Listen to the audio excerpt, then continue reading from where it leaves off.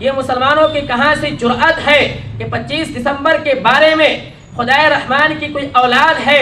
ایسی بات کہنے والوں کو حقیقت یہ ہے کہ تم نے بڑی سنگین حرکت کی ہے۔ کچھ بعید نہیں کہ اس کی وجہ سے آسمان پھٹ پڑے، زمین شق ہو جائے اور پہاڑ ٹوٹ کر گر پڑے۔ بسم اللہ الرحمن الرحیم۔ لم یلد ولم یولد، کرسمس ڈے یہ ایک عیسائیوں کا تہوار کا دن ہے، اور ہر سال کی طرح اس سال بھی عیسائی 25 دسمبر کو یہ تہوار منائیں گے، لیکن کرسمس ڈے یہ عیسائیوں کا خاص تہوار کا نام ہے، اور وہ لوگ خدا کے بیٹے کی پیدائش کے طور پر مناتے ہیں۔ تو مسلمانوں کو اس تہوار میں مبارکباد دینا، اس میں شامل ہونا یہ کہاں سے جائز ہے؟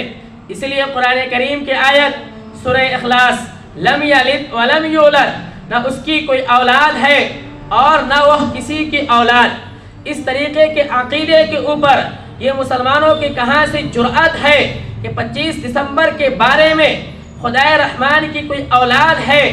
ایسی بات کہنے والوں کو حقیقت یہ ہے کہ تم نے بڑی سنگین حرکت کی ہے۔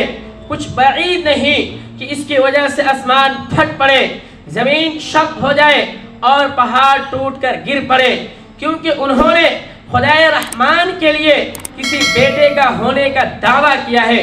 یہ سراسر 25 دسمبر کے بارے میں جو عیسائیوں کا عقیدہ ہے، جو عیسائی کرسمس ڈے کے نام پر وہ تہوار مناتے ہیں، اس تہوار میں مسلمانوں کو یہ کہاں سے قرآن و حدیث یہ کہاں سے اجازت دیتا ہے کہ اس مشرکانہ کام میں شرکت کریں، اس مشرکانہ عمل میں شرکت کریں، اس عقیدے کے خلاف ہم اس میں شامل ہوں اور ان کو مبارکباد دیں؟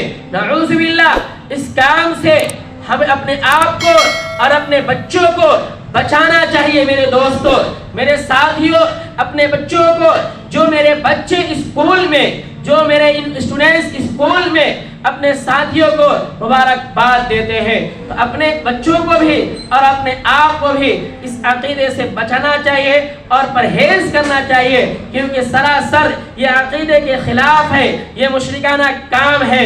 اللہ تبارک و تعالی ہمیں اس غلط کام سے بچائے اور صحیح چیزوں پر عمل کرنے والے بنائے، آمین۔ وآخر دعوانا ان الحمد للہ رب العالمین۔